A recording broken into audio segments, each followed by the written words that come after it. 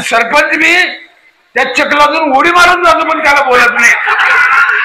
आणि आपला वड आपल्या डोळ्यापुढे ठेवा. म्हणून सरपंच हरामी पाहिजे. आणि मी 5 वेळेस सरपंच होतो. किती हरामी असेल तुम्ही. तो वड्या घोड्याला लावला तर त्याला लय पारुंब्या फोडायला तिकडं. तेच म्हातार निवडणुकीच्या दिवशी फॉर्च्युनरवर पुढच्या सीटवर बसून आणलं भाडवे.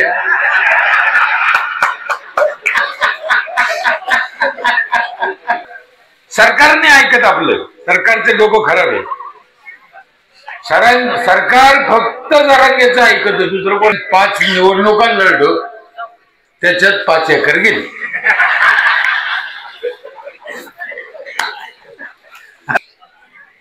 तुमच्या एवढ्या मोठ्या लोकांपुढे एवढ्या हुशार चांगल्या लोकांपुढे मी बोलावं एवढं काय मी महान विद्वान नाही. 7वी शिकलेला माणूस आहे. जिल्हा परिषदच्या शाळेत. त्या गावाने 5 वेळेस मला निवडून दिल्यामुळं मला सलग 25 वर्ष काम करता आलं. आणि त्या गावात जे काही काम झालं ते लोकांनी पाहिलं, सरकारने पाहिलं.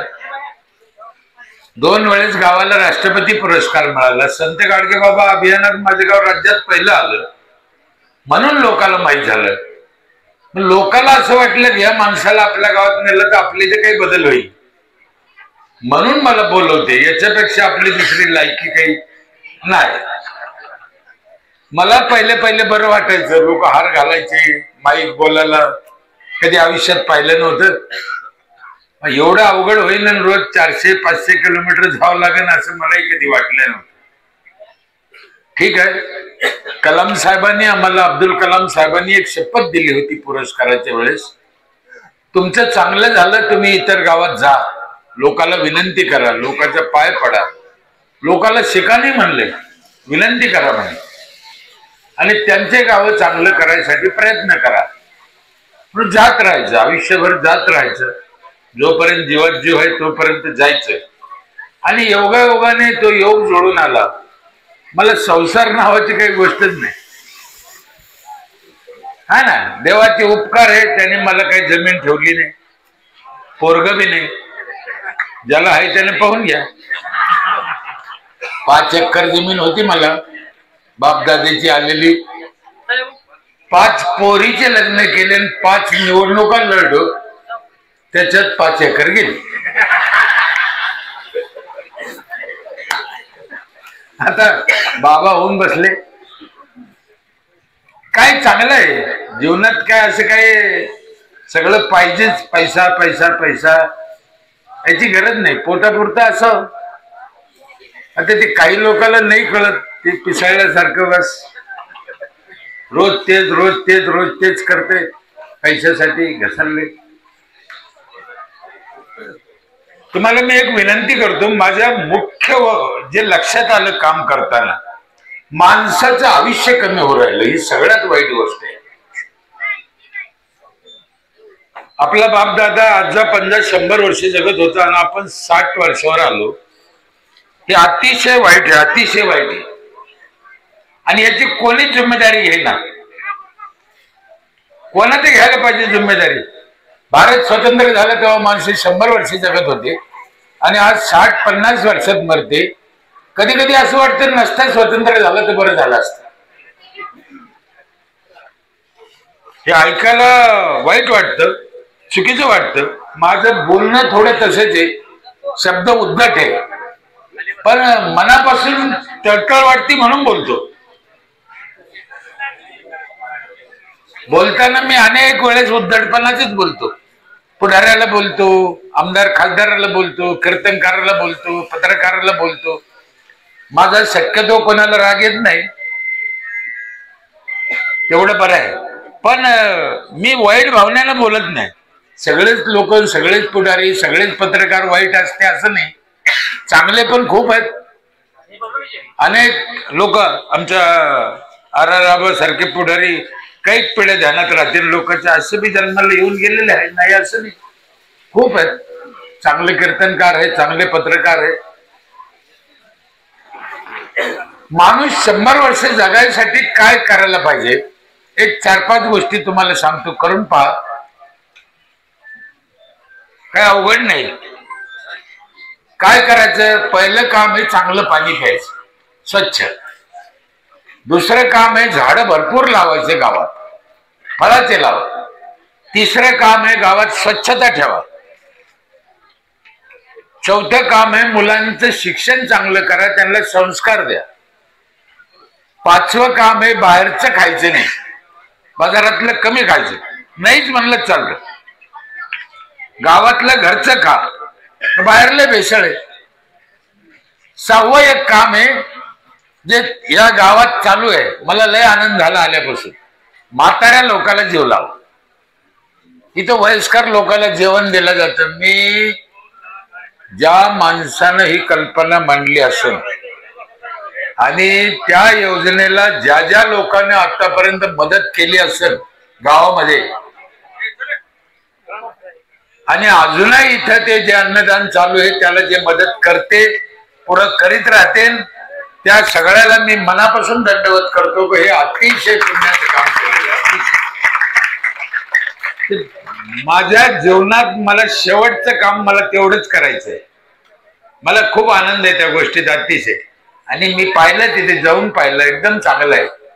आम्ही पण 7 वर्षे झालं आमच्या गावातल्या म्हाताऱ्याला सांभाळतो. 40 एक म्हातारे आमचे.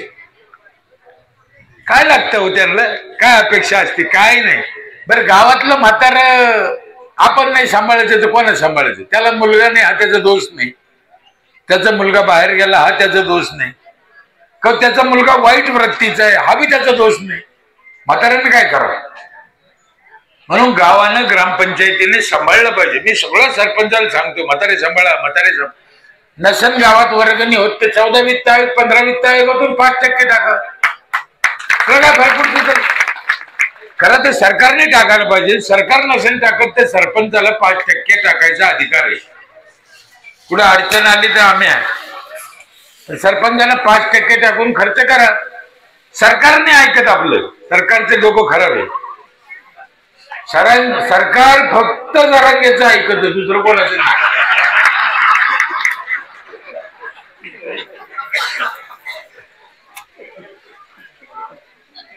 हा गमतीचा विषय नाही. हे बघा साहेब, कोणी बोलू नये आणि कोणी बोलणार आहे महाराष्ट्रात माझ्याशिवाय. जरांगे पाटलाचं सरकारनं ऐकलं ही गोष्ट चांगली आहे समाजासाठी, गरिबांसाठी. हा भाग सोडा, पण ज्या पद्धतीने ऐकलं ती पद्धत देशाला घातकी आहे. म्हणजे काठी घेऊनच जर सरकार ऐकणार असेल तर गोरगरिबांना जायचं कुठं? म्हणून सरकारनं काळजी घ्यायला पाहिजे, ज्या चांगल्या गोष्टी त्या करायला पाहिजे. त्याला कोणी मागणीच कशाला करायला पाहिजे? आणि आम्ही मागणी करतो मग तुम्ही करता, इतके मूर्ख आहे का तुम्ही? सरकारनं सगळ्या गोष्टीचा विचार करून लोकांसाठी, गोरगरीब, तुम्हाला सांगतो मी 1000 गोष्टीची यादी देईल. एवढ्या आज आपल्या राज्यात कायद्यात चुका आहे, त्या दुरुस्त करायला काय झालं? समाज का मागतो, समाज का येड्यावानी करतो? त्याच्या पोटाची आग भडकली म्हणून. आरक्षण नाही तर कशातून निघालं? पोटातून निघालं ना. काय प्यायला असलं तर कशाला आरक्षण मागितलं असतं? म्हाताऱ्या लोकांना जीव लावा. इथं लावते, मला लय आनंद आहे. सरपंचाला मी रोज गावगाव सांगतो, सरपंच यायला चालू करा. बऱ्याच गावात चालू झालं, पण सरपंच अजून जरा धीमे गतीने मलावर घेऊन राहिले. करा, माझे हात जोडून विनंती आहे. काही सरपंच मला काय म्हणते, म्हातारीले खोडीची राहते, म्हातारी कुठं थोकते, म्हातारी काळे बेंद्रे राहते, म्हातारी बेडके टाकते, म्हातारी काही बोलते. ठीक आहे, करीत असतील म्हातारे, मी नाही म्हणत नाही. आता ती म्हातारीची करीत असेल, पण तेच म्हातार निवडणुकीच्या दिवशी फॉर्च्युनरवर पुढच्या सीटवर बसून आणलं पाहिजे.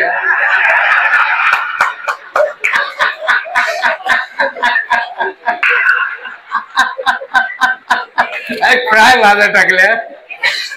गाव कसं स्वच्छ सुंदर पाहिजे हो साहेब, काहीच अवघड नाही हो. तुम्हाला सांगतो, माझ्यासारख्याकून जर होतं तर ते कोणाकून बी व्हायला पाहिजे असं माझं मत आहे. का अवघड आहे? आम्ही काय केलं, लोकांकडून पैसे घेतले, टॅक्सच्या रूपाने लोकांना सुविधा दिल्या. काही लय अवघड नाही. सरासरी 5,000 रुपये टॅक्स घेतो मी. माझ्या गावचं गणित सांगतो तुम्हाला समजून. मोठ्याले माणसं बसलेले, आपल्याला कमी वेळात काय मांडता येईल मांडतो. 800 कुटुंब आहे, 5,000 रुपये घेतो एका घरात. 40 लाख रुपये जमा होते. माझा वर्षाचा खर्च आहे 32 लाख. 8 लाख पंचायतला नफा आहे आणि सरकार देते 40 लाख 15 वित्त आयोगात. ते वेगळे. माझे 40 लाख जमा होते आणि माझा खर्च फक्त 32 लाख आहे. काय करायचे पैशाचे? लोक 5,000 का भरते माझ्या इथे? 1 एप्रिलला पहिल्या दिवशी पैसे भरते आमच्या इथं. गावोगाव वर्ष संपल्यावर भरायची पद्धत आहे. गावगाव तर भरतच नाही, ते निवडणूक आली तर भरते, नाही तर भरतच ना. पैसे भरले पाहिजे, टॅक्स भरला पाहिजे. तुम्हाला एक सांगतो, ग्रामपंचायतीने तुमच्याकडून टॅक्स घेतला नाही, नीट ऐका, म्हणजे तुम्ही ग्रामपंचायतला फसवलं असं होत नाही. ग्रामपंचायतनं तुम्हाला फसवलं. ते फार कमी लोकांना कळलं साहेब. म्हणून तुम्ही टॅक्स भरा. माझी हात जोडून विनंती आहे लोकांना, 100% टॅक्स भरा तुम्ही. बराच त्याला काय होत नाही. हे बघा, तुम्ही पेट्रोल पंपावर गेले, 100 रुपयाची नोट दिली, त्याला म्हणले पेट्रोल टाक. त्यानं नोट ठेवून घेतली, म्हणलं नाही टाकीत. कळलं का? तुम्ही निघून जाईन का? जाईल. मग काय करीन? भांडण करीन ना. तू म्हणला नाहीच टाकीत, काय करायचं तर कर, तरी निघून जाईन तुम्ही. 2 लगवून देईन त्याला, है की नाही, 100 रुपयासाठी. मग इथं का असं होत नाही? याचं कारण असं आहे, तुम्ही नक्की तुम्ही टॅक्स भरला नाही. तुम्ही टॅक्स भरा, नळाला पाणी कसं येत नाही? आणि न आलेल्या नळाच्या पाण्याचा टॅक्स पुढच्या वर्षी सरपंच घेतो. यंदा तर पाणी आलंच नाही त्याला, पण टॅक्स चुकला का? मग कोणाला पैसे दिले? गाव तर झाडून घेतलं नाही, पण साफसफाईचे पैसे पुढच्या वर्षी घेतले. कळलं का नाही? म्हणून टॅक्स भरा. आणि काम नाही केलं तर बूट काढा. सोपी गोष्ट आहे ना. त्यात काय आपलेच आहे. मी जेवढा वरून काळा आहे त्याच्या 10 पट आतून काळा आहे साहेब. आणि सरपंच हरामी पाहिजे ह्या मताचं मी. चांगला सरपंच कामाचा,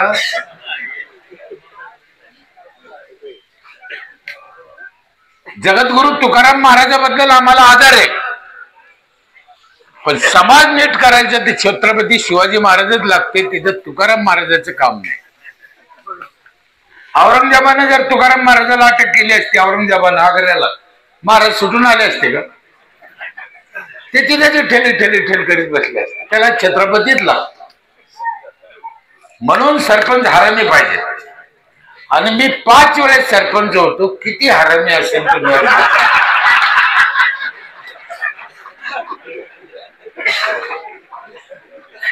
हा समाज तसा ऐकत नाही. मी काय केलं? 5,000 रुपयात लोकांना काय देतो? पहिली योजना काढली मी एक, जी बाई का म्हणतो मी, आमच्या सगळ्या प्रॉपर्ट्या महिलाच्या नावावर आहे. जी महिला 1 एप्रिलला पहिली पावती फाडील, पहिली 1 नंबरची, तिच्या हाताने 15 ऑगस्टचं झेंडावंदन करतो आम्ही दरवर्षी. आम्ही झेंडावंदन करीत नाही. बाया मार्च महिन्यात पैसे घेऊन फिरत, पुढे ग्रामसेवक. दुसरी पावती 26 जानेवारी, तिसरी पावती 1 मे, चौथी पावती 17 सप्टेंबर. आमच्याकडे आहे मराठी.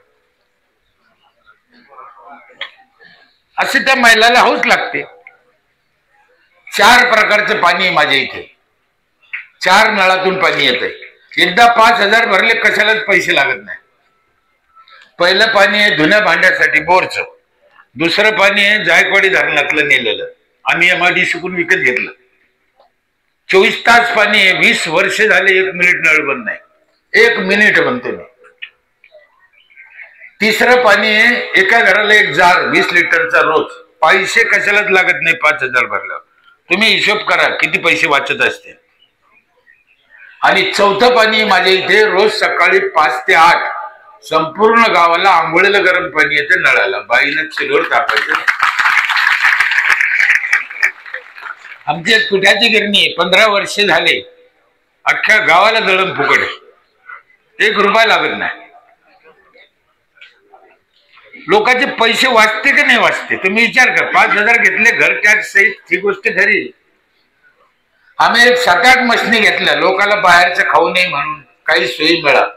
मसाले करून देतो, डाळी करून देतो, गोड तेल काढून देतो, बटाटा चीज, बटाटा चिवडा, धने पावडर, मिरची पावडर, ऊसाचा रस काढून देतो. हे सगळ्या मशनी आमच्या आहे. मटेरियल तुमचं, मशनी आमच्या. मोटरसायकल 4 व्हीलर मध्ये हवा भरून देतो आमची पंचायत. नवीन गाड्या निघाल्या चार्जिंगच्या, 4 ठिकाणी चार्जिंग पॉइंट आहे ग्रामपंचायतचे. लोकांना सवय लागली पाहिजे, चार्जिंग गाड्या घ्या, पंचायत मध्ये चार्जिंग करा बाबा. हो, तुम्हाला 1 रुपयाचा खर्च नाही, पण घ्या, सवय लागली पाहिजे. आणि हे लोकांना सवय लागायसाठी हे करायला पाहिजे. वायफाय फ्री आहे सगळ्या गावाला. संपूर्ण गावच्या महिलाला वर्षभर सॅनिटरी नॅपकिन फ्री आहे. पुरुषाची व्यायामशाळा वेगळी, महिलाची व्यायामशाळा वेगळी, दोन्ही फ्री आहे. काय पाहिजे हो लोकांना? शेती करायला ट्रॅक्टर आहे आमचा एक पंचायतचा, 30% सबसिडी आहे. शेतकऱ्याला शेती करायला 30% सबसिडी देणारी भारतातली पहिली ग्रामपंचायत असेल. म्हणजे नांगराला तुमच्याकडे किती पैसे लागते एकरला? 1 एकरला 1800, तर आम्ही समजा 1200-1300. काय त्याला काय अडचण? सरकार शेतकऱ्याला मदत करतं, पण कधी करतं? तू फाशी घे,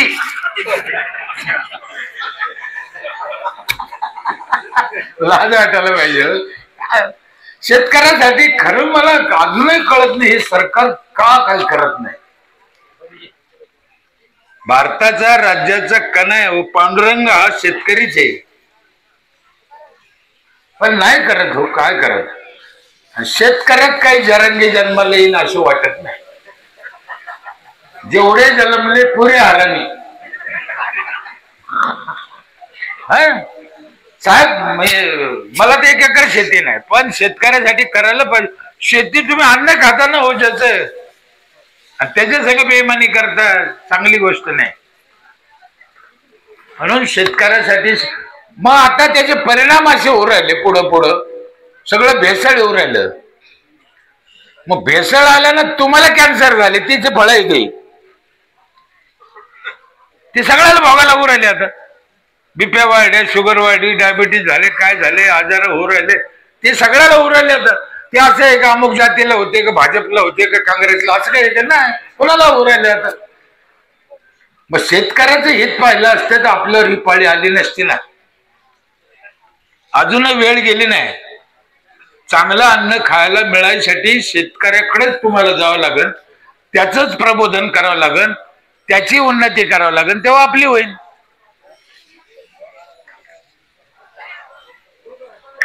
काही गोष्टी मी कपटपणाने केल्या लोकांसंग, पण लोकांच्या कल्याणाचे केल्या. उदाहरणार्थ तुम्हाला सांगतो, कचरा आम्ही लोकांच्या घरून आणतो.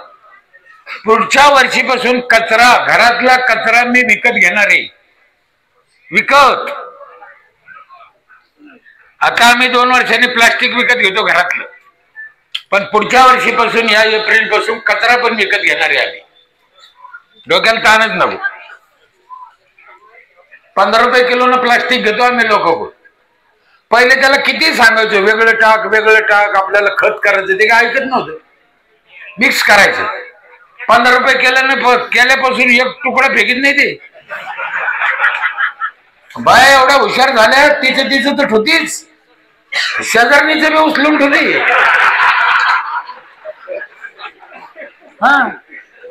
म्हणून मी काय सांगत राहतो हमेशा, हा समाज सुधारायचा असेल तर, शब्द ऐकायला वाईट आहे पण सहन करा.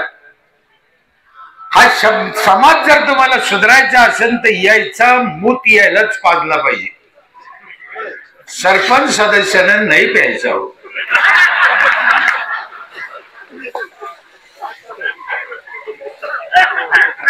यायलाच पाजा ना, काम करून घ्या. तुम्ही विचार करा, कचरा विकत घेतला, मी प्लास्टिक विकत घेतलं, आमदार साहेब माफी मागून सांगतो, त्याला 15 रुपये किलोनं पैसे देईन, कचऱ्याचे बिन प्लास्टिकचे बी. तो पैसा कोणाचा आहे?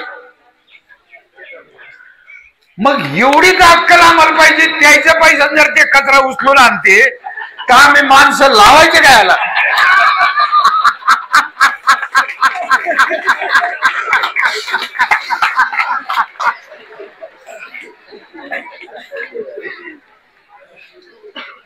किती सोपे गणित आहे पहा ना. जन्म लग्नाच्या नोंदी करीत नाही पाय, मग प्रॉपर्टीत मालकीन कशा करायच्या? मी एका बाईला अडवलं होतं, ती जन्माची नोंदीला आली म्हणे दादा माझ्या पोराची जन्माची नोंद करा. म्हणलं बाई तो पोराची जन्माची नोंद करतो, पण तो लग्न सर्टिफिकेट आहे का? नाही. म्हणलं हे कुठून आणलं? तिला इतका राग आला, मला एवढ्या शिव्या द्यायला त्याने गल्लीत रडत गेली. सगळ्या गावाला माहित झालं लग्नाचे सर्टिफिकेट नसले तर पोर लिहित नाही. आता हळद लावूनच येते. थोडा कपटपणा. मृत्यूची नोंद करीत नाही गावात. लय माग आहे आपण. अजून सरपंच मौतीला राहतो पण नोंद होत नाही. ना. आणि सरपंचाला 20 दिवसाचा अधिकार आहे. 21व्या दिवशी सरपंच ग्रामसेवकाला लिहिता येत नाही, तुम्ही समजून घ्या. मग तुम्हाला कोर्टात जावं लागतं, वकील लावा लागतो, 5000 खर्च येतो. मग तिथून ऑर्डर आल्यावर ग्रामपंचायतला नोंद होती. तर गावात गैरसमज होतो की मी कोर्टातून ऑर्डर आणली तेव्हा सरपंचाने लावलं. वाद होतो ना. मग आम्ही काय केलं, जर कोणाचं म्हातारी मेलन त्यानं जर अर्ज केला लगेच त्या दिवशी, तर त्याच्या अंत्यविधीला 3000 रुपये देतो. ते म्हातारा घरीच होतो पहिलं इकडे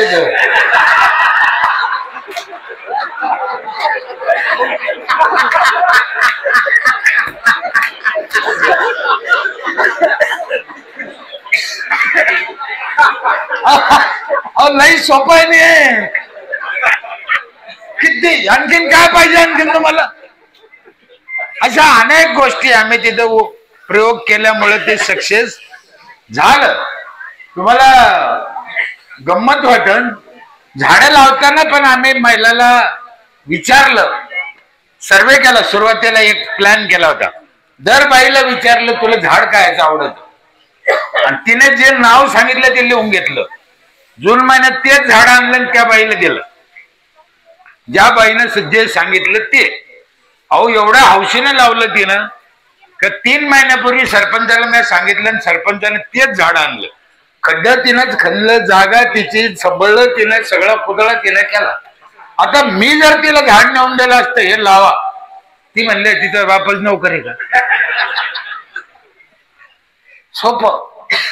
एकदा वट सावित्री पौर्णिमेला मी बायाला वडे लावायला लावले होते.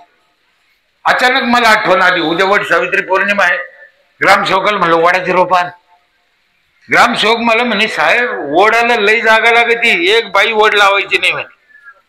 म्हणलं आपल्याला काय घेणं, आपल्याला वाटून द्यायचे, तिला भेट लावीन नाही ते नाही लाईन. शेवटी तू ग्रामसेवक आहे म्हणलं, मी सरपंच आहे. आण 60-70 रोप मिळाले त्याला, आणले त्याला. मी कशाची शपथ खाऊन सांगतो, ही सत्य घटना आहे. आमच्या इथे लाऊडस्पीकर आहे दौंडी द्यायला. 18 लाऊडस्पीकर आहे, सगळ्या गावात ऐकू जातं. लाऊडस्पीकर मध्ये दौंडी दिली शिपायाला लिहून. वड आहे ना पवित्र झाड आहे. त्या सत्यवानला कोरोना झाला होता माग एकदा, सावित्रीच्या नवऱ्याला कोरोना. हो साहेब, ऑक्सिजन कमी पडला म्हणजे कोरोना झाला होता त्याला. नीट समजून घ्या कोरोना काय. कोरोना दुसरं काहीच नाही. ऑक्सिजन कमी पडणं याचं दुसरं नाव आहे कोरोना. जिथं जिथं ऑक्सिजन कमी पडला ते उखळले गेले, घाबरून, आणि तो कोरोना पुन्हा येऊ शकतो. तिनं काय हुशारी केली, त्याला ओढीत वडा खाली आणलं, त्याला ऑक्सिजन मिळायला संपलं. वड 24 तास ऑक्सिजन देते वड, 24 तास. म्हणून वड लावले पाहिजे.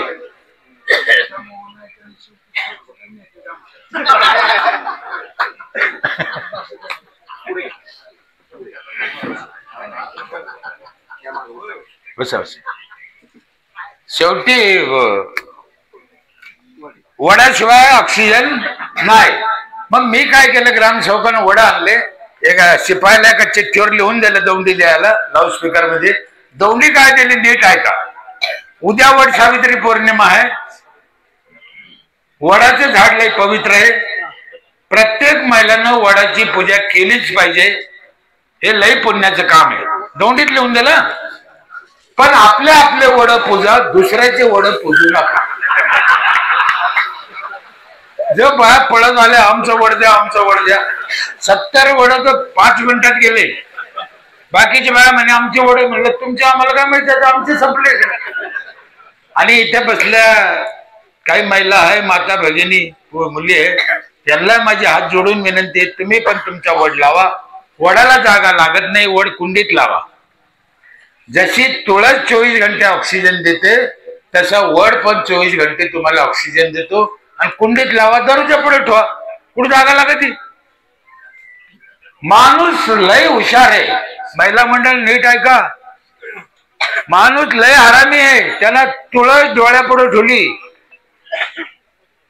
म्हणून माई तुम्हाला विनंती आहे, वड कुंडीत लावा. का म्हातार नव्हतं कधी. गावातले कोणाचाही म्हातारा असू, कोणत्याही जातीचा असू, आपला बाप समजून त्याची सेवा केली पाहिजे. खरं ते काही कमी पडत नाही. 7 वर्षात मला 1 रुपया लागला नाही हो. मी चालू केलं, माझी शपथ लागल्या नाही.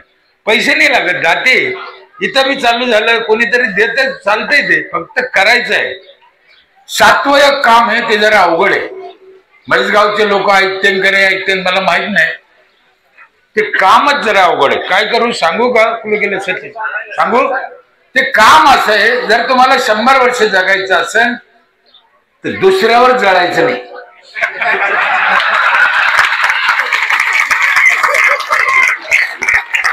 बघा कशी बसले गोडीनं आनंदानं. आपण असंच राहायचं. कशासाठी एकमेकावर जळायचं. येताना आपण काही आणलं नाही, जाताना आपण काही नेणार नाही. मग जळायचे कशाला.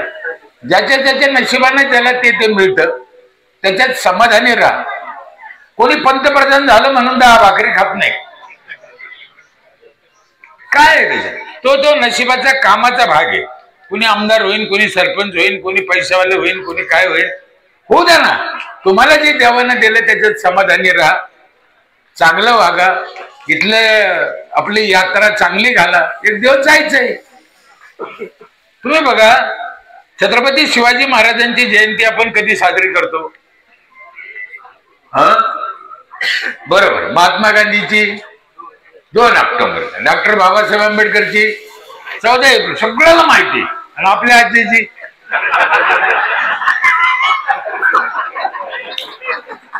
झालं. वावर आज्याने घेतलं, लग्न आज्याने केलं, वाडा आज्यानं बांधला. लक्षात छत्रपती राहिले, डॉक्टर बाबासाहेब आंबेडकर राहिले. याचं कारण एकच आहे, ते लोक समाजासाठी जगले म्हणून समाजाच्या आठवणीत राहिले.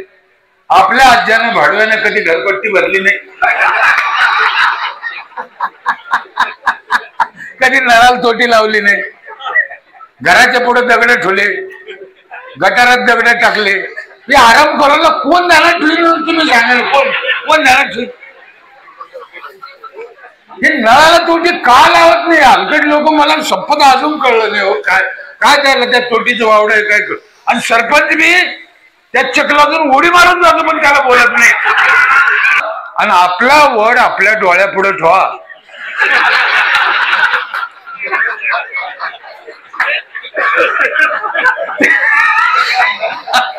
तो वड्या घोड्याला लावला तर त्याला लय पारुंड्या फोडायला तिकडं. आपला वड आपल्या कुंडीत लावा. मला सांगायचा मुद्दा लक्षात घ्या. असे काहीतरी करून लोकांकडून करून घ्यायचंय. आपला हेतू शुद्ध पाहिजे. लोक साथ देते. आपल्याला 100 वर्षे जगद्गुरु तुकाराम महाराजांच्या गाथ्यात सांगितलंय, 100 वर्ष मानव देहा. 100 वर्षाचं आयुष्य असताना आम्ही 50 मध्ये का चाललो. 50च्या कमी चालले काही. माझ्यापेक्षा लहान माझ्या वयाचे माझ्या गावातले 100 गेले असतील. म्हणून ही जिम्मेदारी सरपंच ग्रामसेवक सदस्याची. आता दुसरं कोणी करू शकत नाही एकत्रितरित्या. म्हणून सरपंच पंचायतने केलं पाहिजे.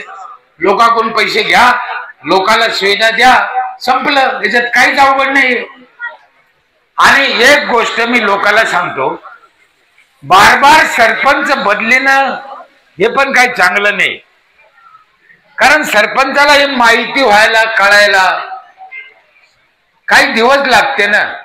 तुम्ही त्याला बदलून टाकीता, बदलू नका. तुम्ही त्याला उलट टाकून आणा, पण बदलू नका. कारण याला बदलेला दुसरा नवीन आला, काय होईल? आपलं वाटुळ होईल ना. मारा काऊन म्हणलं मी, हाना आपलाच येतो, आपलाच चुलता काका पुतण्या आहे, त्याचं काम धरा.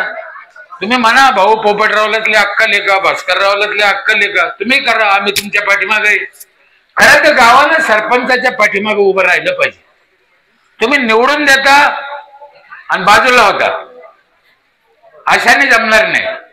त्याच्या पाठीमागे उभं राहा, त्याचं काय चुकतं पहा, तो कशाला घाबरतो ते पहा. सरपंच सगळ्यात जास्त कशाला घाबरतो, पुढच्या वेळेस लोक मला निवडून देतील का. तुम्ही त्याला हिंमत द्या ना, त्याला समजून सांगा नाही. अहो 1960ला साफसफाईचा कर एका घराला 25 रुपये लावला साहेब. 1900, आज मी 25च आहे. कसं गाव सुधरण? तेव्हा 200 रुपये तोळा सोनं होतं. म्हणजे 1 ग्राम सोन्याचा पैसा साफसफाईचा कर होता. आज 1 ग्राम सोनं केवढ्या देतं? 10,000ला. आणि 25 रुपयेच करे. हे कोणीच कोणाला म्हणा बोल ना. एकाही गावात 25 रुपयाच्या वर साफसफाईचा कर नाही महाराष्ट्रात. माझ्या इथे 7 वर्षे झाले साफसफाईचा कर 500 रुपये लावलेला आहे.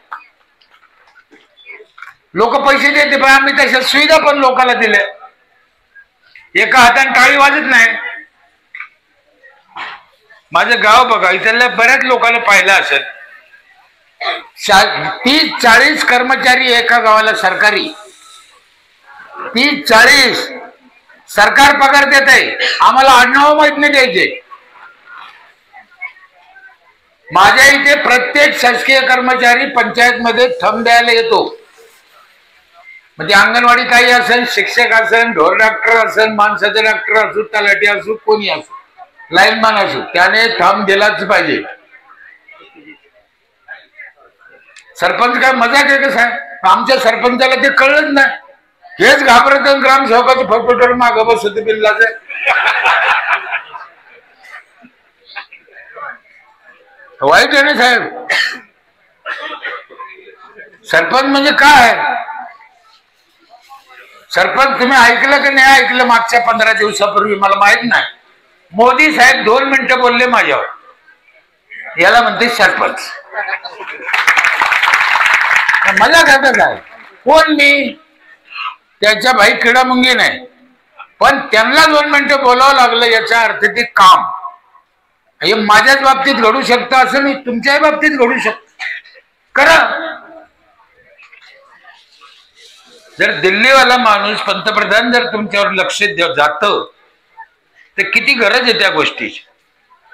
खूप अशा अनेक गोष्टी. पहिले आम्ही लाकडात जाळत होतो, आता आम्ही गौरीत जाळतो. मेलेला माणूस गौरीत जाळतो. लाकूड तोड कमी करा, पण पर्याय बी काढा ना. आणि गौऱ्यात एवढं भारी जळतं तुम्हाला काय सांगा. तुम्हाला भरोसा नसेल तर तुम्ही मरून पहा. गौऱ्यात लय भारी जळतं, लय भारी. वाकडं तिकडं होत नाही, इकडे तिकडे पडत नाही काय. सातारा जिल्ह्यात, सातारा शहरामध्ये 100% गौऱ्यात जाळते. आमच्या इथे रस्ते चांगले, अंगणवाड्या चांगल्या, शाळा चांगल्या, ऑफिस चांगलं. जवळजवळ 1.5 कोटी रुपयाचं ऑफिस बांधलं असेल. मला आतापर्यंत 5 कोटी रुपयाचे बक्षीस मिळालं गावाला. आणि तुम्हाला विनंती आहे सरपंच लोकांना, सदस्याला माझे हात जोडून,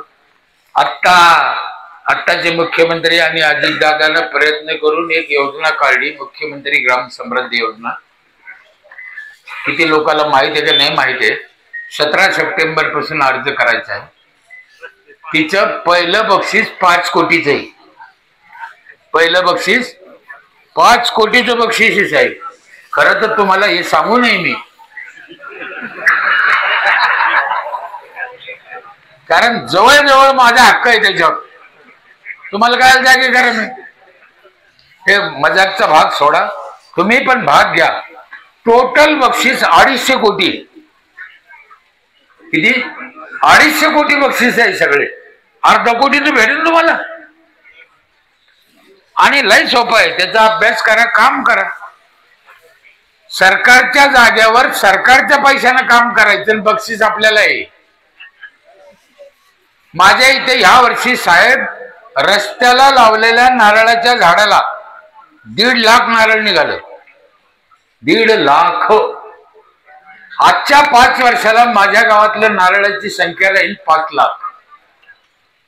कोणाच्या जागेवर नाही आणि कोणाच्या पैशाने नाही, सरकारी जागेवर सरकारच्या खर्चाने लावलेल्या नारळ 5 लाख निघणार आहे. माहिती सीताफळ आहे, पेरू आहे, जांभळ आहे, आंबे आहे, चिकू आहे. आम्ही फळाचेच झाडे लावतो. माझ्या स्मशानभूमीत 100 क्विंटल जांभळ निघत असत. आमुष्याच्या दिवशी बाहेर स्मशानभूमीत घुसत आहे, तिला भूत दिसत नाही, जांभळच दिसते. जांभळ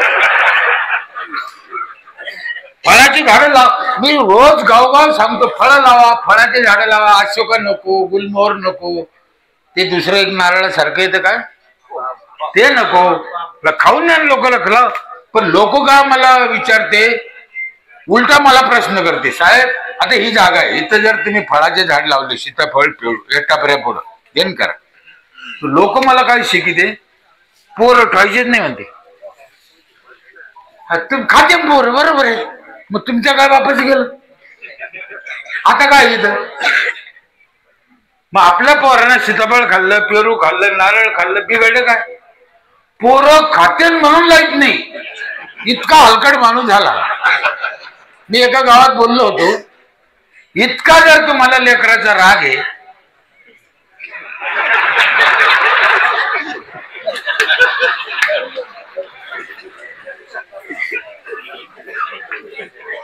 असं नाही करायचं ना. खाऊ द्या ना आपल्या लेकराला, लावा. ही कितीतरी जागा आहे.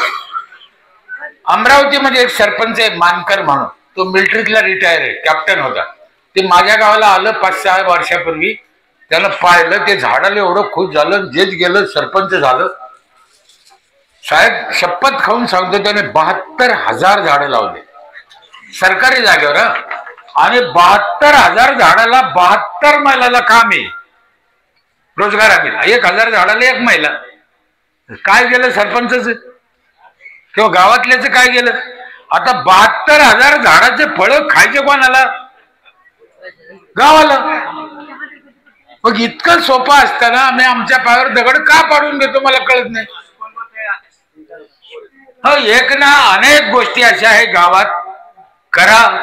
खूप सोयी सुविधा द्या, मुलांना शिकवा. महिला मंडळीला माझी विनंती आहे, पोरीला शिकवा. पोरीला पाठीत नाही, पोरं शिकत नाही. काय घाबरता पोरीला शाळेत पाठवायला, पाठवा ना. आपलेच मास्तर आहे, आपलेच मास्तर आपल्या गाव. अहो, घटनेनं अधिकार दिला. ती आत्ता एक पोरगी आपल्या आकाशात 90 दिवस होती, आता आली ना. काय नाव तिचं, हा, ती 90 दिवस वर होती. आपली तर रोज शाळातून घरी यायची. ग्रामसेवक बाईला 2,000 रुपये रोज आहे, मास्तरीन बाईला 2,000 रोज, बँकेतल्या बाईला 2,000 रोज, तलाठीन बाईला 2,000 रोज. आपल्याला जळायचं नाही त्याच्यावर. त्याला काऊन रोज आहे 2,000, तिच्या बापान दिल शिकेलं. आपली बाया 200 रुपयानं दिवसभर मराठी. पुन्हा पाठीत काऊन नाही पोरीला. एकटीला कसं पाठवू, एकटीला कसं पाठवू. अरे पाठव ना. बरं, आज तुम्ही तिला एकटीला पाठायचे नाही, ठीक आहे, नका पाठवू. मला 5 पोरी आहे, मी असंच म्हणलं चालन का सगळ्यांनी. आज तुम्ही नाही पाठवलं पोरीला शाळेत, नका पाठवू. पण उद्या मोठी झाल्यावर ऊस खुरपायला एकटी जाती, तेव्हा काय 2-2 पोलीस राहते का दिस सगळं. मग त्याच्यापेक्षा आता शाळेत पाठवा ना. सावित्रीबाई फुले, डॉक्टर बाबासाहेब आंबेडकर, शाहू महाराजांनी तेव्हा दंड लावला होता. जर पालकाला पोरग शाळेत नाही पाठवलं तर त्या काळात दंड लावला होता. म्हणजे शिक्षणाचं महत्व किती आहे हे बघा. काही लोकांना पटन, काहीला पटायचं नाही. शिक्षणाचं महत्व ज्ञानेश्वर महाराजांना हरिपाठात सांगितलं. बुद्धीचे वैभव अन्य नाही तुझे, एका केशी राजे सकळ सिद्धी.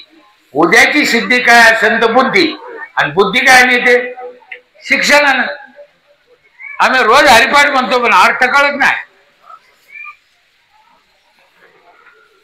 ज्ञानेश्वरी गाथा याच्यात ठासून विज्ञान भरलेलं आहे. विज्ञान जगाच्या कल्याणासाठी येते, पण समजून सांगणारा कसं पाहिजे ना. समजून सांगणाऱ्याची चूक आहे, म्हणून कीर्तनाला आता म्हाताऱ्याशिवाय दुसरं कोणी येत नाही. सांगणार कसं पाहिजे. गाथ्यात एक अभंग आहे साहेब, स्वर्गातले लोक इच्छा करते ते आम्हाला पृथ्वीवर पाठवा. फार मोठा शब्द आहे. जगद्गुरु तुकाराम महाराजांच्या गाथ्यात शब्द आहे. काहीला माहित असेल नसेल बघा.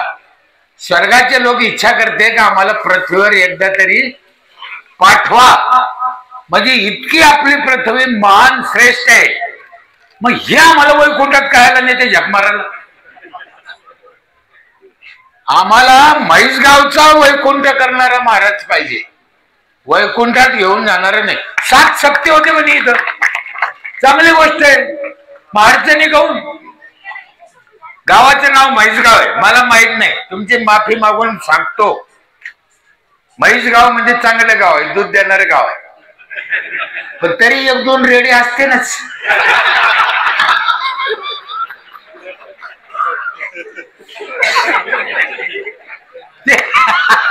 त्याचं आयुष्य त्याच्यातच जात. मी लय वेळेस सांगितलं, आमच्या तिकडे मराठवाड्यात आहे ना, रस्त्याच्या कडेला कुत्रे बसते असे 2-2, 4-4 कुत्रे असे. काहीतरी मिटिंग चालते त्यांची. काय मिटिंग चालते माहित नाही. आणि गाडी आली 2 व्हीलर 4 व्हीलर, त्या गाडीचं मागं पळत. तुम्ही पण कधी पाहिलं असेल, तुमच्या गाडीच्या मागं पण लागले असते.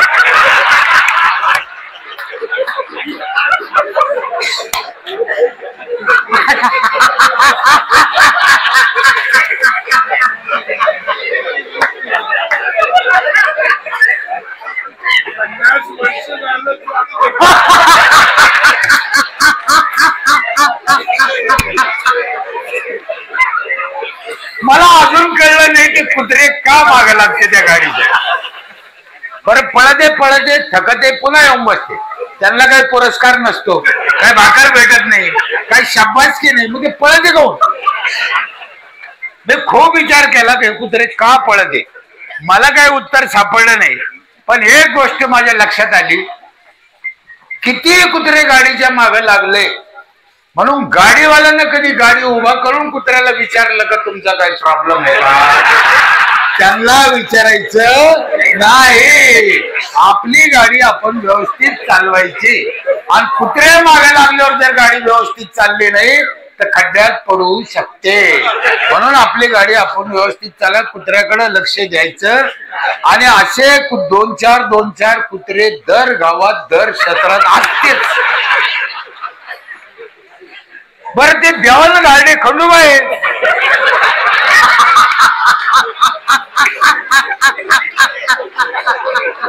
त्यांना नाव घेऊन गाव बघे. आपण आपली सावधगिरी बाळगायची. पुन्हा एकदा उशीर झाला, बोललं मला जायचंय साताऱ्याला. आदरणीय मान्यवर मंडळी बसलेली आहे, पिता समान आपल्या सगळ्यांच्या. त्यांचं आयुष्य त्यांनी समाजसेवेसाठी घातलेलं आहे. मला इथे बोलवलं, आदर सत्कार केला. आपल्याला त्यांचे पण विचार ऐकायचे. पुन्हा एकदा गावाला माझी विनंती, तुम्ही जे अन्नदान चालू केलं म्हाताऱ्या लोकांसाठी ते कायम चालू ठेवा. माझी गावकऱ्याला हात जोडून विनंती आहे, अन्नदान बंद पडून देऊ नका. त्याच्यासाठी ज्या ज्या गोष्टी लागतात त्या करा. आणि लोकांना विनंती आहे, टॅक्स भरा, साफसफाई पाहिजे, गटार बंदिस्त पाहिजे, झाडं भरपूर लावा, फळाचे लावा, पाणी चांगलं प्या. महिला गावातल्या सुखी झाल्या पाहिजे, महिलाचा सन्मान राखला पाहिजे, मुलांना चांगलं शिक्षण, चांगले संस्कार दिले पाहिजे. गावकरी, ग्रामपंचायत, तुमचे सरपंच, आपल्या बाबाच्या या पुण्यतिथी निमित्त नवीन सरपंच हा आदर्श घेऊन आपलं गाव पुढे नेतील अशी